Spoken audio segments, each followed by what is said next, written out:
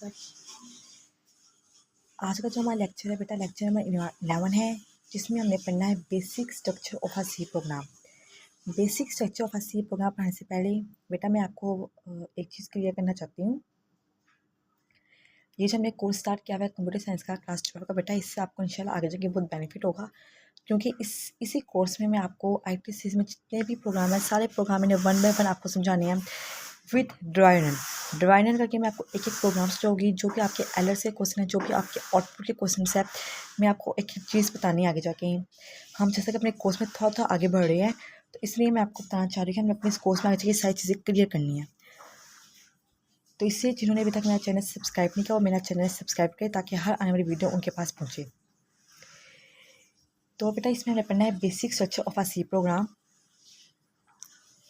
Basic structure of a C program में मैं आपको बहुत सी बातें जो क्लियर करना चाहूँगी, जो कि आपको पहले से नहीं पता होगी, तो आपने इस लेक्चर को बहुत ज़्यादा ध्यान सुनना है और एंड तक सुनना है।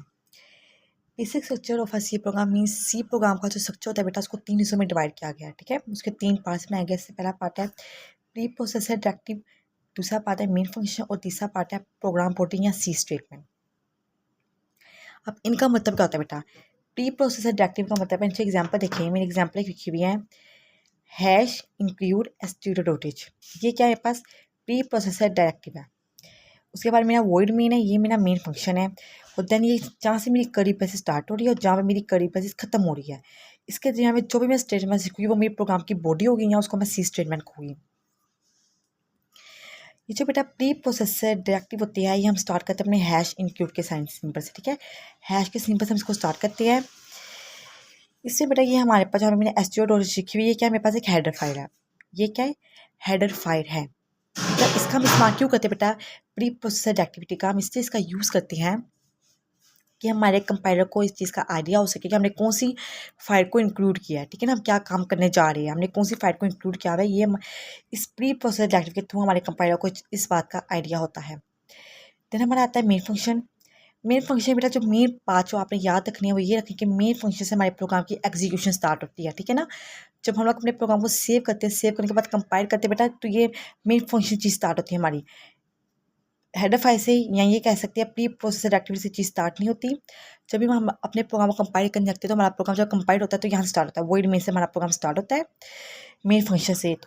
तो स्टेटमेंट के बॉडी के अंदर हमें जो भी स्टेटमेंट लिखी है वन बाय वन क्या होती है, एग्जीक्यूट होना स्टार्ट हो जाती है। अब उन स्टेटमेंट बेटा, जैसे ये मेरी फंक्शन लिखा हुआ है एक प्रिंटफ फंक्शन, हमें पता है इसकी डेफिनेशन कहाँ पड़ी हुई है, लाइब्रेरी फाइल में पड़ी हुई है। ऊपर हमें लगाई हुई है हेडर फाइल। ठीक है, डेफिनेशन इसकी पड़ी हुई है लाइब्रेरी फाइल में, ऊपर हमारे पास क्या लगी हुई है, हेडर फाइल लगी हुई है। तो यहाँ बेटा जो मेन पॉइंट मैं आपको बताना चाह रही हूँ, आपने याद रखना है, जब हमारे मेन फंक्शन में हमारे स्टेटमेंट्स की एग्जीक्यूशन स्टार्ट हो जाती है बेटा, तो उसमें जो हमने जो उसमें फंक्शन यूज़ किए होते हैं, जैसे मैंने इसमें भी प्रिंट अप का फंक्शन यूज़ किया हुआ है, तो यहाँ पे हमारे पास क्या होता है, इसकी जो डेफिनेशन पड़ी होती है वो पड़ी थी हमारे पास लाइब्रेरी फाइल में। तो यहाँ पे जो हमारा कंपाइलर क्या काम करता है, बस ऊपर जाके चेक करता है। ठीक है ना, हमारा कंपाइलर क्या करेगा, ऊपर जाके चेक करेगा कि क्या जो इससे नीचे फंक्शन यूज़ किया हुआ है, क्या इसकी फाइल ऊपर मौजूद है। ठीक है, वो जाके चेक करेगा, हाँ भी इसकी फाइल ऊपर मौजूद है, हेडर फाइल इधर ऊपर मौजूद है। ठीक है, उसे बस ये चीज़ देखनी है, डिक्लेयर करने के ऊपर मौजूद है कि नहीं मौजूद, उसे डेफिनेशन नहीं देखनी उसकी। ठीक है ना, उसका बस ये काम है कंपाइलर का। कंपाइलर ने देखा कि जो प्रिंटफ का फंक्शन नीचे यूज़ किया हुआ है, ऊपर जाके देखा उसकी फाइल मौजूद है, हाँ उसकी फाइल मौजूद है, देन वो नीचे आ गया। अगर ऐसा हो जाए आपने प्रिंटफ का फंक्शन नीचे इस्तेमाल किया और लेकिन ऊपर उसकी फाइल इंक्लूड किया, तो एरर आ जाता है। ठीक है, लेकिन इस केस में ऐसा नहीं है, हमने प्रिंटफ का फंक्शन यूज़ किया हुआ है, ऊपर इसकी हेडर फाइल भी इंक्लूड की हुई है। ठीक है, देन फिर क्या होता है बेटा, कंपाइलर का काम ये चीज़ चेक करना होता है। इसके बाद याद हो हमने पता लिंकर क्या काम करता है, जब कंपाइलर हमारी पूरी स्टेटमेंट्स को एग्जीक्यूट करके एक नई फाइल में आता है डॉट ओबीजे के नाम से, तो लिंकर उस फाइल को कनेक्ट करता है लाइब्रेरी फाइल से। ठीक है ना, क्योंकि लाइब्रेरी फाइल में क्या पड़ी हुई, डेफिनेशन पड़ी हुई, यहाँ पे सिर्फ डिक्लेरेशन है, तो लाइब्रेरी फाइल से कनेक्ट करता है। देन लिंक जब करने के बाद हमारे पास प्रिंट एफ फंक्शंस की प्रिंट एफ सॉरी जो ये फंक्शन हमने यूज़ करते हैं, प्रिंट एफ का, स्कैन एफ का, गेट सर्च का, में जो भी फंक्शन यूज़ की होती है, इनकी जो हमारे पास कोडिंग आती है, फिर वो उसको कन्वर्ट करता है मशीन, उसकी जो हमारे पास कोडिंग आ गई है, फिर क्या कहते हैं, बस एक नई फाइल बनती है डॉट EXE के नाम से। ठीक है, मैं यहाँ पे दोबारा से अपनी बात रिपीट करूँगी, क्या काम करते हैं, जब हमारे प्रोग्राम की एग्जीक्यूशन स्टार्ट होती है मेन फंक्शन से।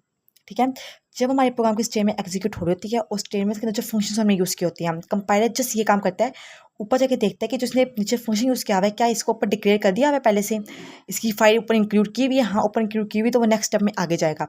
अगर मैं नीचे प्रिंट एफ का फंक्शन यूज़ किया हुआ है लेकिन उसके ऊपर फाइल नहीं लगाई हुई, तो एरर आ जाता है। लेकिन अब यहाँ पे हमने ऊपर फाइल इंक्लूड की भी है तो एरर तो नहीं आएगा, वो आगे बढ़ेगा। जब जो हमारी स्टेटमेंट है, पूरी जो हमारा कोड है उसको जब कन्वर्ट कर देगा डॉट ओबीजे में, ठीक है।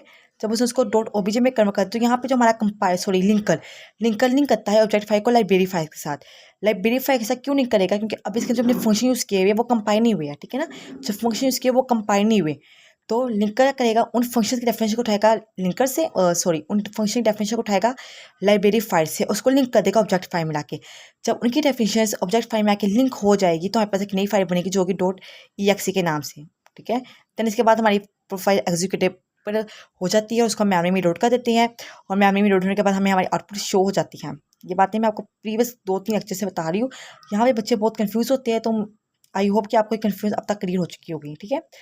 तो ये हमारे जहाँ पे हमारे प्रोग्राम की हमारे प्रोग्राम की बॉडी स्टार्ट हो रही है, तो सबसे पहले हम कड़ी पैक स्टार्टिंग में लगाते हैं और एंड पे हम अपनी कड़ी बेसिस हम लगाते हैं। बीच में हम अपने प्रोग्राम की स्टेटमेंट्स को लिखते हैं, जिस भी मकसद के हमने प्रोग्राम लिखा है उसकी स्टेटमेंट्स क्या होगी, दरमियान में आएगी, ठीक है। और हर स्टेटमेंट के एंड पे हमने स्टेटमेंट टर्मिनेटर लाजमी डालने, चीज़ आपने बिल्कुल नहीं भूलनी। ऊपर देखिए बेटा, मेन फंक्शन के एंड पे का मैंने स्टेटमेंट टर्मिनेटर डाला है, मैंने स्टेटमेंट टर्मिनेटर इसके एंड पे नहीं डाला। तो ये बात आपने याद रखनी है।